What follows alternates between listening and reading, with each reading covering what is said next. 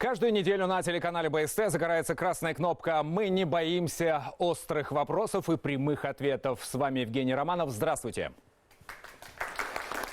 Ну что ж, дорогие друзья, сегодня у нас несколько необычная для стиля нашей программы тема «Отцы и дети башкирской эстрады». Новый клип, видеоклип Алексея Амадеуса про любовь к куриным ножкам вызвал массу обсуждений и резонанса в интернете, в социальных сетях. Известный исполнитель Ринат Рамазанов даже сжег свой телефон, тем самым показывая свое отношение к данному творчеству. Мы пригласили сегодня ньюсмейкеров в нашу студию для того, чтобы разобраться, действительно ли данное творение, данный клип несет угрозу для устоев и традиций нашей башкирской эстрады, и как вообще относиться к творчеству свободных художников и вообще, кстати, к хейтерам. Ну что ж, я представляю наших сегодняшних спикеров. Ринат Рамазанов, солист группы «Аргамак». Здравствуй, Ринат. И Алексей Амадеус, исполнитель, продюсер «Стоил Б». Здравствуй, Алексей. Ну что, друзья, посмотрим, собственно говоря, то, ради чего мы все сегодня здесь собрались. Думаете, стоит это показывать? Внимание на экран. Придется потерпеть, Ринат.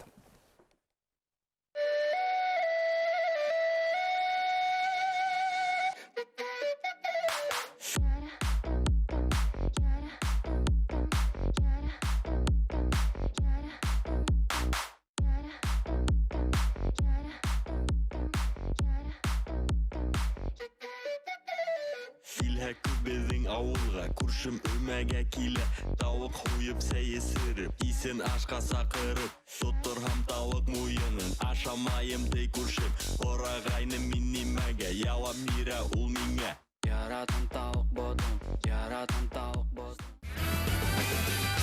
Я надеюсь, что это не будет жирная музыкальная точка на программе «Красная кнопка», поэтому продолжим обсуждать сегодня не только данное творение, но и вообще состояние шоу-бизнеса в нашем регионе, есть он или нет, эстрады и так далее. Вопрос для вас, уважаемые телезрители, кстати, сегодняшний будет звучать следующим образом. Предпочитаете ходить на живой концерт или смотрите клипы в интернете? Смотрите прямо сейчас. Они осознанно сделали такое днище, чтобы потом творить что-то и привлечь к этому внимание? Или же... Ну, как всегда спрашивают, что вы курили в это время, какой, да? Нет, какой умысел вообще? Я считаю, то, что башкирская эстрада застоялась очень сильно, и ей нужен прорыв. Мы хайпанули. Почему тогда вы хайпитесь на нас? Почему вы не можете хайп сделать ради хайпа? Почему у нас и так такая маленькая башкирская эстрада, и ребята... Часто бывает, артисты топят друг друга. Поймите, сама суть капитализма аморальна. Если уж тогда вглядеться, да, делай деньги, неважно как. Что ж, друзья, первый вопрос по поводу клипа. Что вы думаете? Ну, я не знаю, как автор, конечно, спрашивать. Это вот шаг вперед для нашего башкирского эстрадного творчества, для наших клипмейкеров, для наших художников музыкальных, или же это, наоборот, определенный регресс, но мы должны этот сделать кружок, и чтобы вернуться на нормальные рельсы. Ваше мнение? Кто начнет? У меня единственный вопрос. Осознавая вот всю ситуацию, это было сделано, то есть намеренно? Ну, как всегда спрашивают, что вы курили в это время, да? Нет, какой умысел вообще? То есть, ну, понимают ли они, что это дно вообще на самом деле? Или же это прям для них высокое творчество и предел, скажем, современного искусства? Или же это с целью там какого-то, не знаю, там пиара резко быстрого, да? То есть для чего? Именно сама цель. Вот этот вопрос мне интересен. То есть они осознанно сделали такое днище, чтобы потом творить что-то и привлечь к этому внимание? Или же они просто реально ничего не втыкают? Вот, Ринат, скажите, пожалуйста, а вот черный квадрат Малевич, это днище или это искусство? У меня все время вышло. Хорошо ушел. Алексей, да. Как ты считаешь? Вот, да, вот, кстати, вопрос. Вы что-то употребляли, когда делали это? Нет, мы ничего вообще не употребляем. Вообще ничего. Я считаю, то, что башкирская эстрада застоялась очень сильно, и ей нужен прорыв.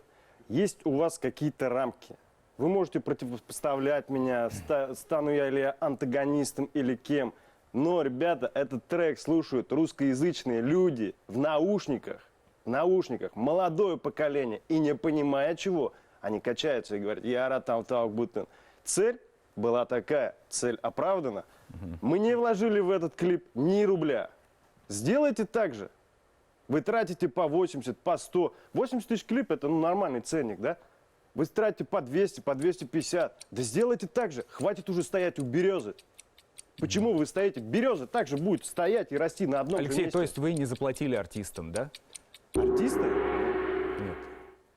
Все у нас Где-то мы так и не договорились. услышал ответ на вопрос. Просто чтобы цель, чтобы просто люди говорили, я там того батон, или же это... Ну, хайп. То есть, ну, популяризация, не знаю, республики, языка, культуры, традиций, или что-то такое. То есть вот здесь ничего этого, я так понимаю, не заложено. Просто тупо хайп. Хайп ради хайпа. Ну, возможно. Если в таком случае, то да, это предел кретинизма, это, я считаю. И больше слов нет просто. Если же здесь был бы какой-то умысел для того, чтобы, там, скажем, привлечь внимание, хайпануть и потом дальше что-то творить. Вот, например, нашу музыку тоже русские слушают. У нас тоже есть разные жанры. Нас слушают и в Казахстане, и в Киргизии, и в Мексике, и в Китае мы были, и в Саудовской Аравии. Среди 100 стран мира мы приехали победителями. То есть наша эксклюзивность в чем? В нашей национальной самоидентичности. И сумев ей воспользоваться, скажем, в современном искусстве, мы, в принципе, достигаем хороших результатов. Но это тоже хайп своего рода, да? То есть, хайп в пределах разумного. Кто-то То ли слушает. дело, не знаю, если мы повторять будем наших современных там исполнителей, наших земляков, да, останется ли тогда вообще что-то от республики? Ну, кто-то слушает Курая, кто-то слушает Little Big, понимаете? Всё. Little Big, между Алексей, прочим, очень Алексей, всё. тонко... Ваша всё минута это дело закончилась. умеет. Да вы скажите спасибо, то, Заносить. что мы не выпустили Big Dick, Little Big. Когда мы выпустили бы Big Dick, что-то наподобие, вы скажите спасибо, то, что мы не добили этот клип теми кадрами, которые мы хотели добить. А то, что вы сами додумали некоторые кадры, извините меня, если вы такие правильные, то о чем вы думаете? О чем у вас мысли? Мы подвели к этому, вы додумали. Мы здесь ни при чем. Мы хайпанули. Почему тогда вы хайпитесь на нас? Почему вы не можете хайп сделать ради хайпа? Где ваш хайп? Сколько просмотров у вас? Сколько просмотров на данный момент? На данный момент где? В общей сумме? Да. Ну, всего скажите, Алексей, сколько? Ну, ВКонтакте уже, там почти 1000 просмотров, да, по-моему? ВКонтакте более 5000, в Инстаграме более 35 тысяч просмотров, в Ютубе более 3,5. В итоге суммируйте. Ну, вот посмотри наши... Ренат, последняя минута, да. Вот моя позиция какая? Если же суметь воспользоваться... То есть сейчас век информации. Кто этой информацией владеет и умеет ей правильно использовать, да, её, тот, в принципе, может достигать определенных вещей. Вот есть у нас прекрасный аккаунт Серле. Я не знаю, кто это, да, но у него нет своей информации вообще. Чужая информация, чужие, так скажем, чужой контент он собирает, да, в одно место, да? и этим грамотно распоряжается. То есть, если научиться вот таким образом продвигать себя, ну, по крайней мере, можно на каких-то таких трэшовых вещах делать имидж для хороших вещей. Но если же это делать просто трэш для трэша, то это бессмысленно, я считаю. Ну, по крайней мере, ну, куда мы придем? Куда мы придем через просто, даже лет 5-10, да? Если так и будет дальше. Если не останется того, что действительно хранит человечность, гуманность какую-то, да, нравственность. Если все станут просто того, будто в чем мы превратимся тогда? Понятно, последняя минута, Алексей. Вот он говорит про всех, про республику. Слушайте, я не намерен воспитывать каждого вашего ребенка. Вообще никак не намерен. Это не моя задача. Это задача каждого отца своего ребенка. Это не моя задача. Хотите, пускай смотрит. Пожалуйста. Век информации, вы не уследите, что он смотрит. Допустим, придет твой ребенок, скажет: пап, я гей. Что ты ему скажешь? Это твой ребенок, который ты всю свою жизнь растил, любил. Ты откажешься от него, отвернешься? Что ты ему скажешь? Есть такое гениальное выражение, его даже Павел Воля выкладывал, да, то есть говорил у Гордона. Сказал, когда закрывали «Симпсоны», у создателей «Симпсонов» спросили, почему вас закрывают? Как вы думаете, ради чего? Чтобы ваши дети не были Бартом Симпсоном, надо, чтобы отец не был Гомером Симпсоном. Все. Все, спасибо. Есть разные жанры национальной культуры, есть жанры попсовые. И знаете, я, откровенно говоря, к этому клипу отношусь неоднозначно, но никоим образом его не опровергаю. А композиция музыкальная вообще мне исключительно нравится. Хорошая, ритмическая, темповая. Но я понимаю, думаю, что это ребята Радмир сделали. напевает, когда Да, ходит в да, студию. да. Я понимаю, ребята нашли очень простой, актуальный ход. Сделать такой экстремальный клип Мгм. с минимумом вложений и тем самым продвинуть себя. Ну, как заставить человека, как заставить людей узнать человека? Ну, все же одновременно узнали, кто такой Дзюба, благодаря одного фрагмента. Я думаю, вы про чемпионат мира говорите. Понимаете? Да. То есть в чемпионате мира столько популярности Дзюбе не принес, сколько это. Ребята использовали этот простейший ход. И Ну, то есть мы можем назвать это мастурбацией просто музыкальной, да? вполне возможно. Мгм. Или днищем все-таки? Да нет, почему днищем? Понимаете, у творчества нет дна, нет... это какой-то... Вот так вопрос сформулирую. Там у нас кураисты, да, в самом начале, как будто бы клип такой серьезный начинается. Мы вроде бы возвращаемся в начало 80-х, и бац, идет вот это Ребят. видео. Это не портит имидж нашей республики? Да Все на начнут Курае же думать- играют не только классические башкирские вещи, композиции. Мы же знаем, когда и «Одинокого пастуха», и «Попури», и «Атаван», и, ну все что угодно. Почему? И здесь хорошо Курай выдержан, он очень хорошо входит. И выходит. Да, и выходит. Спасибо. Не совсем согласен с Радмиром. Тут Курай вообще, по моему мнению, вообще не смотрится. Это, можно сказать, нонсенс в таком клипе Курай играет. Мгм. Это, Но это же задумка уровень как раз такая. Курая, самого национального Курая роняет. Это хорошо, что ребята ищут там, чтобы продвинуть наше искусство, более популяризировать, более современно показать свое творчество, но, по моему мнению, Курай тут вообще... Не к месту, да? А можно добавить?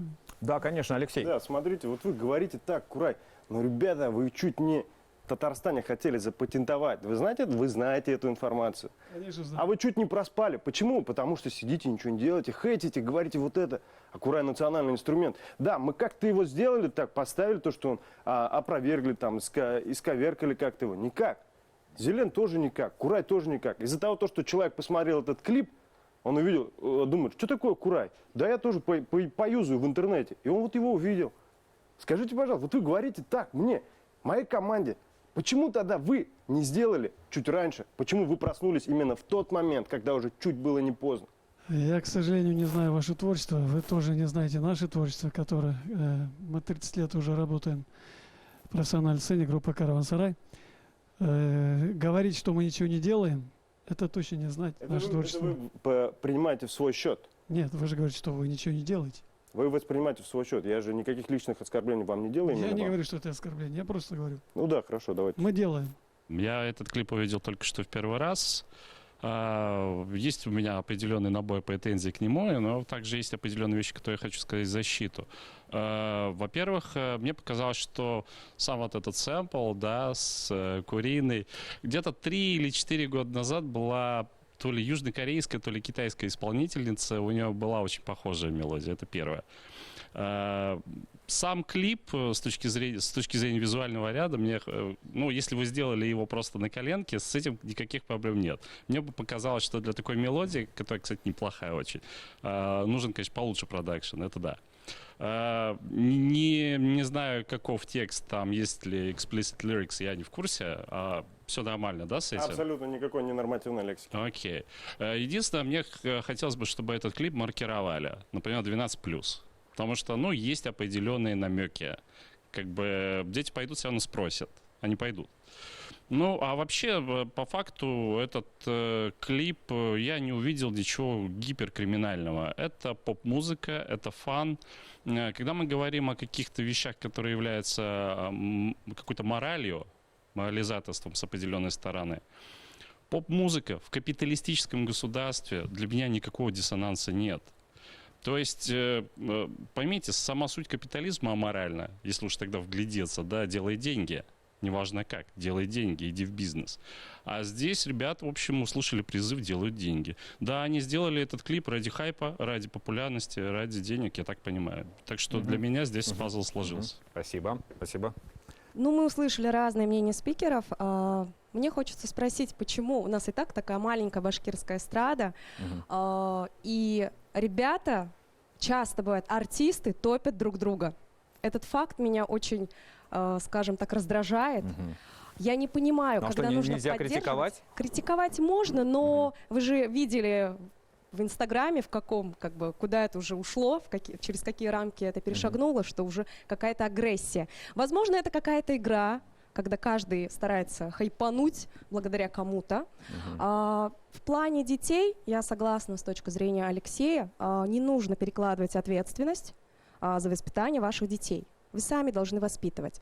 Но такое время, что как бы вы ни прятали, даже будет маркировка 12+, ваши дети после 10 лет уже сами, да какой уже после 10 лет, уже в 7 лет они открывают телефон и видят Ну, в все 9 лет клипы. точно. Я своему показал, он сказал, пап, странно как-то. Всё.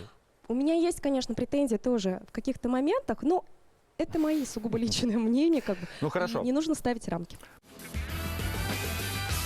Далее в программе. Талк Бутун и АТБ – это удачный проект. Послушайте, у нас еще есть новые треки, есть другие. Почему мы начали делать кавера на башкирском, а до этого никто его практически не делал? Это музыка? Нет. Поэзия? Нет. Но имеет ли право на существование? Конечно, имеет право. Почему? Потому что в свое время нас тоже обвиняли в том, что мы исковеркали башкирский народный фольклор, мы там исковеркали кубаиры. То есть у нас тоже процесс становления такой был, да? Ну, это просто карикатура. Просто парни поугорали, там, сделали что-то свое. С моим творчеством тоже мало кто согласен. Когда-то давным-давно была группа «Спектр Эйс». Потом появилась Виачапа, да? Вы несколько групп продюсировали, да? Почему все исчезают? Свою лепту внесут, этого будет достаточно. Перейдем тогда ко второму вопросу. Что нам делать? Каким тогда должен быть современный башкирский шоу-бизнес? Какой должна быть эстрада? На что нужно равняться? Какие идеалы музыкальные, творческие у вас на сегодняшний день? Кто начнет? Да, давайте так же. Смотрите, я как вижу, вот есть сравнивать, да, Little Big. Я приведу в пример, ну, про Hypnodancer, да, там, или же I Like to Eat, там, ну, вот такие вот песни у них.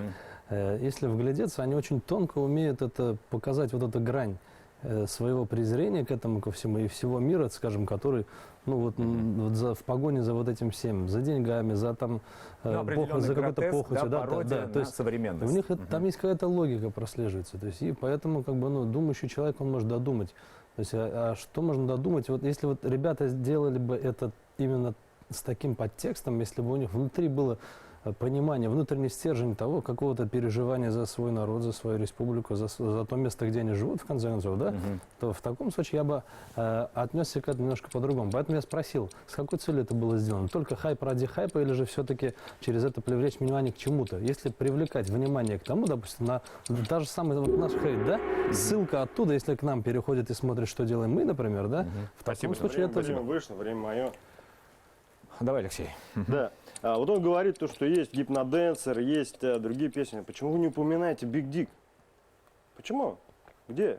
Почему не говорите о своих плохих, неудачных, скажем так? А я считаю, то, что Талк Бутун и АТБ – это удачный проект. Послушайте, у нас еще есть новые треки, есть другие. Почему мы начали делать кавера на башкирском, а до этого никто его практически не делал? В чем причина? Это не показывает ли то, что вы на самом деле застоялись? То, что нужно двигаться с молодежью. Мы не призываем там кого-то смотреть, мы не призываем ни к насилию. Я сам категорически против насилия. Я не понимаю, вот вы говорите, вот мы там портим какие-то национальные... Мы, наоборот, его продвигаем. В ответ на вопрос, то, что мы так делаем, да, почему? Потому что, посмотрев нас, люди могут посмотреть тебя и сказать, о, а кто это? О, да, круто. Есть еще такие ребята, оказывается, в Башкирии. Вот я об этом Спасибо. спрашиваю. Если это действительно так, то тогда этот момент, в принципе, схож с нами. Почему? Потому что в свое время нас тоже обвиняли в том, что мы исковеркали башкирский народный фольклор, мы там исковеркали кубаиры. То есть у нас тоже процесс становления такой был, да? Это дикий, горячий такой этот период, когда, да? То есть, но все-таки... Когда вы сталкивались с традиционным искусством, мы да, тоже научились как-то вот этот момент, вот эту грань, так скажем, трансформировать. То есть мы стали некими воротами для молодежи современного, скажем, вот этого мира и мира нашего, скажем, богатого национального культурного наследия. То есть через нас, допустим, мы бы могли их отдать там в руки там, к Роберту Юлдашеву, да, а он дальше там Гата Сулейманов, там, Ишмаэль Мухаммедов. То есть вот такой некий мост из прошлого, настоящего, будущего. Но мы сейчас, скажем, со своим творчеством уже сравнительно там с современными исполнителями, это уже немножко другой жанр. Поэтому если они смогут стать вот этой прокладкой между по фанатами Моргенштерна, допустим, и башкирской национальной культуры, в таком случае я согласен. В таком случае я согласен. Если у них есть внутренний стержень вот этот. Но сейчас, как он говорит, если вот это действительно... Да, Ренат, спасибо. Мне интересно, то, что он говорит, нас тоже хейтили, нас тоже вот это делали. Получается, вы как-то подстроились под что-то, чтобы вас не хейтили. Вот мне интересно, вот такой момент. Вот тогда другой вопрос. Почему в Татарстане это делается, а у нас не делается? Почему в Чувашии это делается, тикток-хаусы? Да, вот я начал первый тикток-хаус, да, в Башкортостане. Почему до этого не делалось? Почему так? В чем здесь проблема? Почему вы задаете себе потолок и не двигаетесь дальше? Почему вы не перепрыгиваете этот потолок? Почему мы должны были появиться, чтобы перейти этот потолок? Чтобы мы наконец-то начали хейтить друг друга. Да, я согласен, что в башкирской эстраде нету вообще никакой поддержки друг друга. Это узконаправленный рынок, который каждый видит конкурента, и каждый видит то, что он заберет мои деньги. Почему вы на башкирском делаете? Цель ваша какая? Я отвечу, когда у меня будет время. Последние минуты, Ренат. Вот, он говорит, что мы подстроились под какой-то там потолок. Мы нашли свой путь. То есть мы тем самым вышли за пределы республики не только в России, но и далеко за рубеж. Приезжали недавно, скажем, в этом году должна была быть фольклориада, и оргкомитет организации СИОВ приезжали сюда, скажем, предварительные какие-то работы были. We remember you, it's crazy Bashkort. То есть они вот так вот и говорят, потому что запомнили Башкортостан. И в многих странах они запоминают республику. Мы недавно ездили, там прекрасно, так скажем, проехались с туром с Надеждой Бабкиной, да, там и многие коллективы русские, народные, там, или же там других представителей республик, они смотрят, наблюдают за нами. То есть мы нашли этот путь, когда можно использовать современное творчество, да, но при этом сохранять традиционное какое-то. Да? Если, допустим, найдется вот этот путь общения с молодежью, мы не против. Пусть это будет, но пусть будет внутренний стержень вот этих людей, которые это делают, и понимание внутреннее. Если оно есть, тогда можно сделать даже фит. Я в смысле, я даже прям вот... Алексей, последняя минута. Удивлен, реально. Надежда Бабкина и молодежное направление. Серьезно? Здесь нету никаких противоречий. Мы делаем молодежное направление. Какая у тебя аудитория в Инстаграме? Какой возраст? Почему вы не принимаете ТикТок? Потому что там сидят мелкие, да? Эти ребята вырастут через года 2-3, будут осознанные люди. Каждый год, вот у каждого, кто здесь сидит, каждые 5 лет Советский Союз также строил свои институты. У каждого меняется свое мнение. Когда ты еще не женился, к примеру, да, ты был совсем, наверное, другим человеком.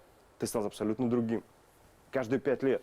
Как вы не поймете, то, что мы продвигаем башкирский язык, вот почему мы сделали это на башкирском, чтобы ребята, не стесняясь, пели на башкирском. Давай выйдем вот на улицу и спросим: чувак, что ты слушаешь в наушниках? Он скажет: Моргенштерна, ЛДЖ, Тимати. О чем речь? Какая идет популярность, если тебя не слушает народ в наушниках вот здесь или в машине не качает? Алексей, то есть ты хочешь сказать, что вот твой клип, вот подобное творчество, это как бы будущее башкирской эстрады, да? Я не хочу сказать то, что это будущее. Мы просто показываем молодежи то, что здесь можно так делать. Почему артисты уезжают из Башкортостана? Из-за того, что они ловят какой-то хейт? Из-за этого? Почему? Так, башкирская эстрада. Лет там 20 назад говорили, у нас вообще в Башкортостане есть шоу-бизнес или нет шоу-бизнеса, все спорили. Через 10 лет то же самое. И вот в современности то же самое. Люди спрашивают, он есть или нет. Тогда всем надоели, всем претили, и все устали от клипов на фоне, как вот уже было сказано, березок. Да? Все устали. Потом появились новые клипы. Риас Исхаков начал делать красивый видеоряд. Вроде бы стали выезжать дальше. И вот современность, у нас появился Аргамак, у нас появился Зайниддин, да, со своим пониманием творчества на сцене. И почему мы сейчас вот этот клип именно сводим к башкирской эстраде? Возможно, сейчас просто, как вот, правильно или нет, фольклористы спорят с людьми, которые читают рэп. Это совершенно разные стили и направления. Вот что у нас сегодня происходит на башкирской эстраде, в шоу-бизнесе, и какое будущее нас ждет? Вот кто может сказать? Я махровый, скажем, такой классический певец. Перед тем, как ответить, много лет назад, а именно 25 лет назад, когда мне было 30 лет, я пел в Голландии, в Амстердаме, и нас повели на тюльпановые поля. Там километровые поля, но вы знаете, вот миллионы этих. Но они мне не нравятся. Когда их много, и только одни только цветы. Мне не нравится. Мне лучше разнотравие нужно. Понимаете? Вот. И что касается вот этого клипа, да. Это музыка? Нет. Поэзия? Нет. Но имеет ли право на существование? Конечно, имеет право. Потому что и такое творчество должно. И не говорите, что это только для молодежи. Вот недавно я смотрел, какая-то песня, Курот, да, вот что-то там. У меня вон теща сидит, вот слушает. Но мне не нравится, да, я не пою и не буду петь. И вот эти песни, естественно, но это, конечно, это не песня же, это что-то, это продукт компьютерной технологий. Я вот сам, к сожалению, не умею. Я не умею ничего делать компьютером, не дружу. У меня сын хорошо дружит с этим. Имеет право существовать? Конечно, имеет. Пускай он не украл, не убил, ничего не сделал плохого. Пусть и такая... То есть, Вахид, вы не станете в один ряд с хейтерами данного клипа? Те, кто его критикует. Я не буду критиковать. Ты лучше сам сделай что-нибудь. Что-нибудь неподобное. Может быть, что-то там такое. Но что я его буду ругать? Пусть работает, пусть что пытается делать. Творит. Конечно, спасибо. конечно. Вот, я хотел, конечно, немножко возразить Алексею. Алексей, не надо считать себя пионером, понимаешь, в создании вот данного продукта. Подобных вещей мне приносят очень много. И в тиктоковские ребята высылают там и варианты. Здесь нет новизны. Просто вы молодцы, вы пошли по своему пути, как бы целенаправленно, планомерно двигаетесь. Благо, кто не знает, в республике поддержали ребят, выделили грант финансовый, поэтому осваивают. Видите, есть какая-то помощь. Дай бог, поэтому пионерами не являетесь, но двигайтесь своей дорогой.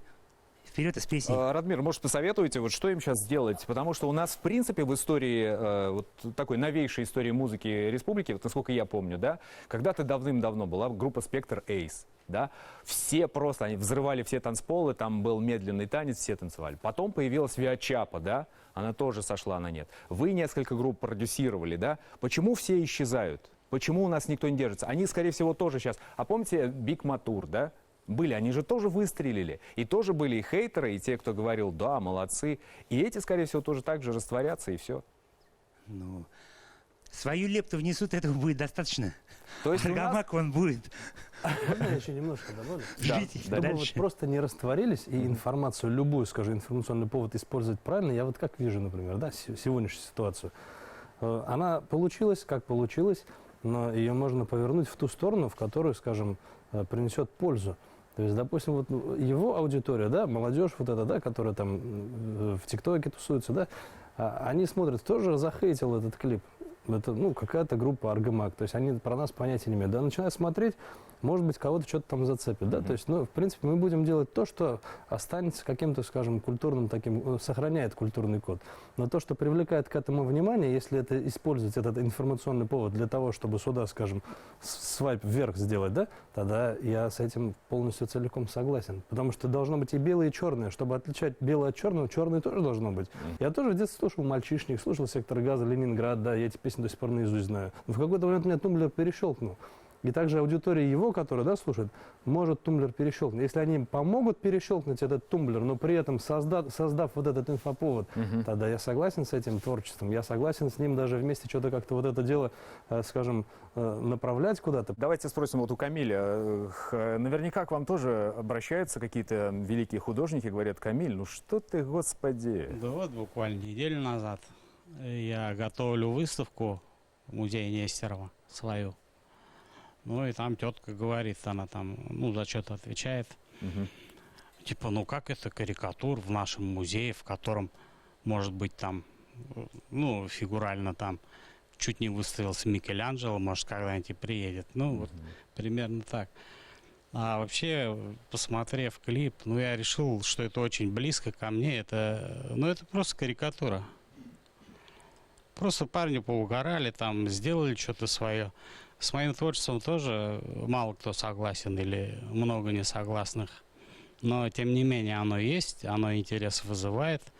И оно будет, я надеюсь, точно так же, вот как у Алексея, да, там они продолжат свое это.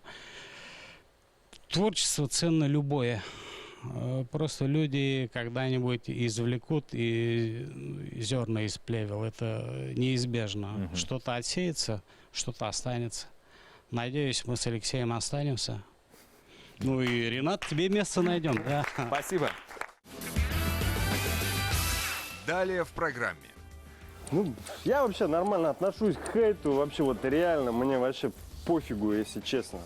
Моргенштерн там также троллит всех абсолютно. Мы сейчас отсекаем что-то лишнее и делаем какое-то свое творчество. Я считаю, то, что мы выйдем на больший уровень. В принципе, то, что они делают, я понимаю. Я говорю, я понимаю, если есть внутренний стержень, если они сумеют за счет этого хейта дальше делать творчество, которое, так скажем, будет вперемешку где-то там провокационно, где-то, то, в принципе, Но, Ренат, ведь это не высшая математика, это творчество. Здесь нельзя что-то рассчитывать, чтобы появился стержень и охват там. Ну, мне вот кажется, то, что такое творчество, оно, как бы это ни звучало громко, наверное, все-таки не вечное. Почему-то мы английские песни знаем наизусть. Так давайте узнаем песенку, заучим ее на башкирском языке.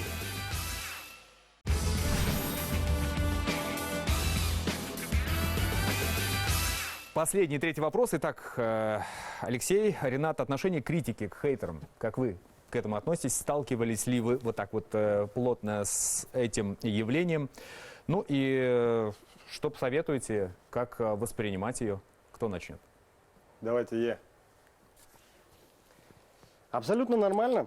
Мы сидим, читаем комментарии, также ржем, потому что человек один, захейтивший наш один клип, он переходит к нам на страницу, ставит лайки, ставит палец вверх, в то же время он ставит на другой наш продукт палец вниз и говорит: это, извините меня, говно. Но этот человек, кто он, получается, лицемер? Или что? Или он просто хейтит наш только продукт? Он же относится к нам именно, например, отмечает нас, вы все такие, вы такие. Но наши продукты же не только этим заканчиваются. Вот. Абсолютно мы просто ржем над хейтерами, над Ренатом. Когда он сжег свой телефон, я просто ржал. Зайнеддина я просто затроллил. То есть они должны сейчас, вот куда мне в камеру сказать, чтобы: Зайнеддин, у тебя, вот, например, было до субботы время сделать клип и трек. Новый трек. Я не знаю, сделают они или нет. Они сами бросили вызов, сами оказались в неудобном положении. Мы просто ржали, мы просто троллим. Будьте несерьезными. Слишком жизнь и так серьезная. Спасибо. Ренат, сталкивались ли с хейтерами? Критиковали ли так вот активно ваше творчество, ваши какие-то творения? Или всегда все были прям такие: ой, Аргамак? Да нет, конечно, мы же тоже, я же рассказал, как все это начиналось. То есть у нас просто вот какие-то 5-10 лет, они очень много решают, на самом деле. Даже буквально за последние 5 лет очень сильно все. Вектор прям поменялся прям в корне. Поэтому мы с этим всем тоже сталкивались.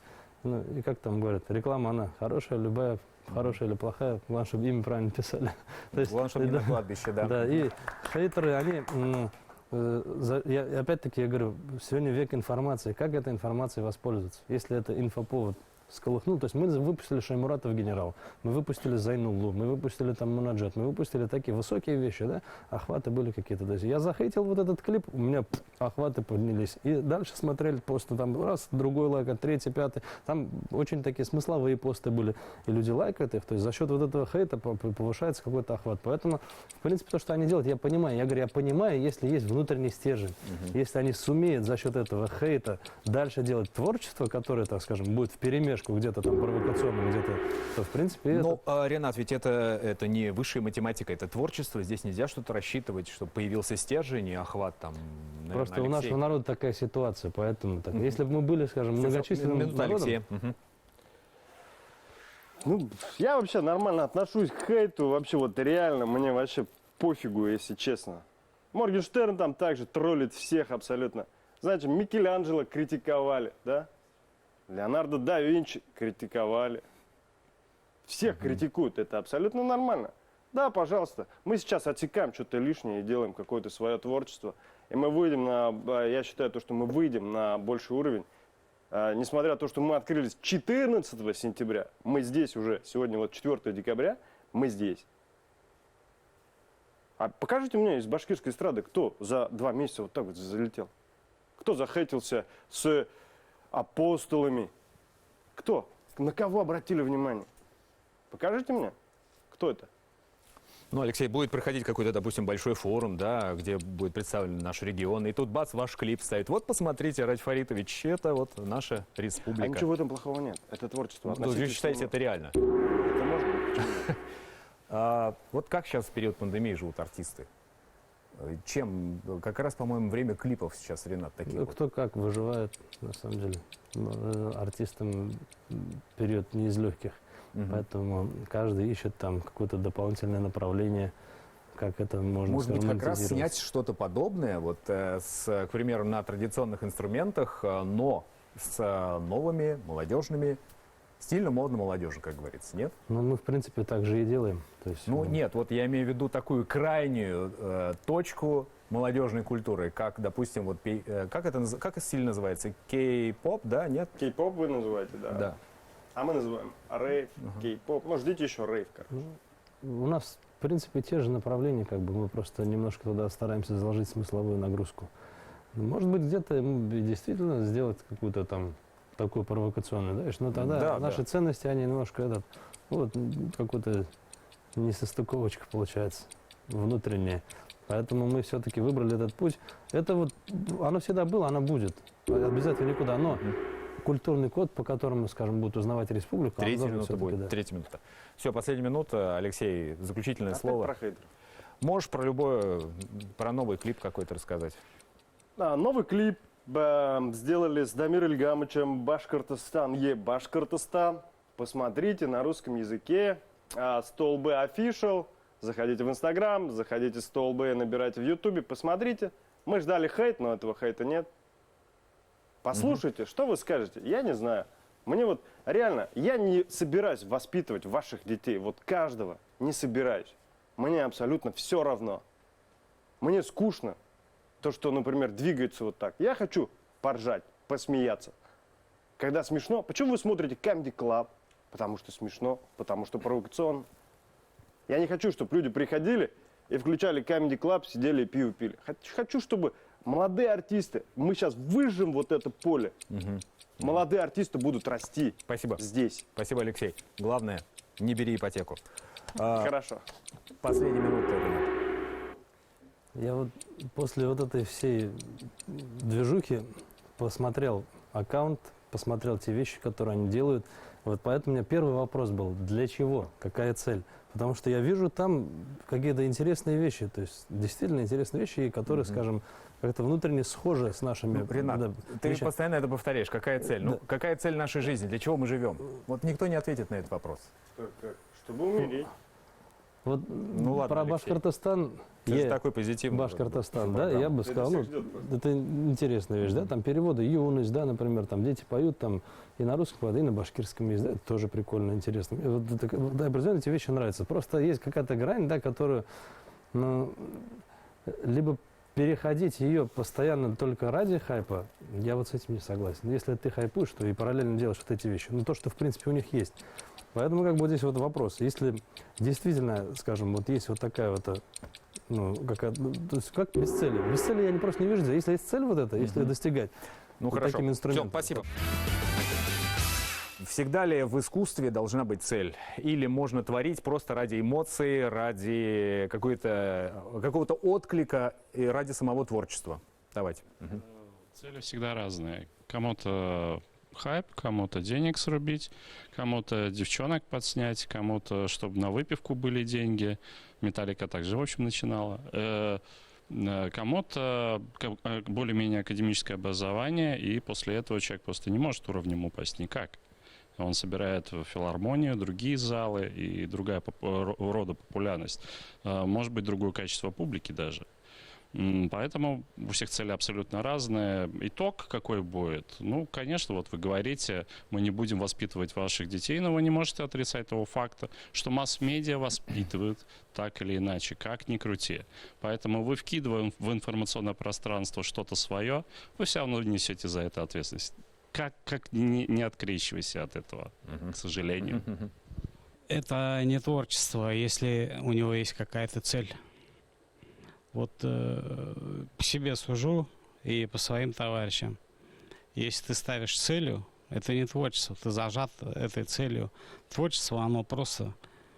Я рисую, потому что я люблю и хочу рисовать. Больше у меня никаких целей нет. Просто нарисовать и все. Я считаю так. На самом деле нельзя говорить определенно,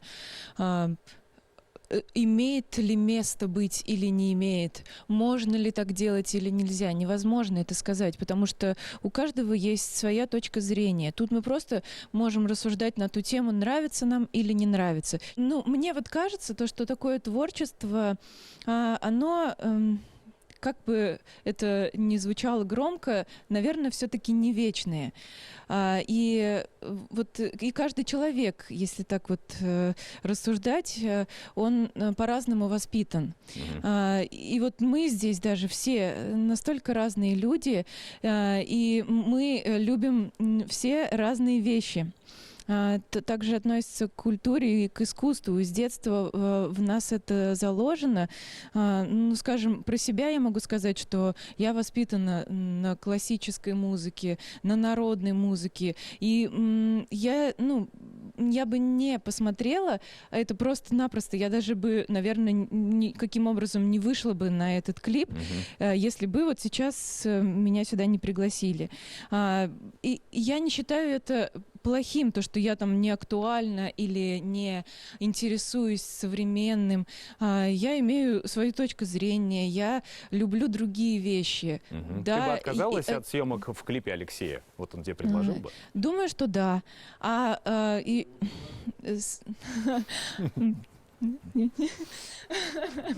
Катя хорошо сказала, что мы все разные, все любим разные вещи.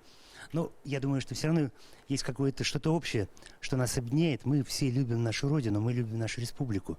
Далеко идущая задача – создать большую узнаваемость у молодого населения, чтобы знали, чтобы не так, как мы учим башкирский язык по телевизору, там, такими простыми, а чтобы заинтересовались. Да, почему-то мы английские песни знаем наизусть, так давайте узнаем песенку, заучим ее на башкирском языке. Вот согласен. Вот если это для этого сделано... Спасибо.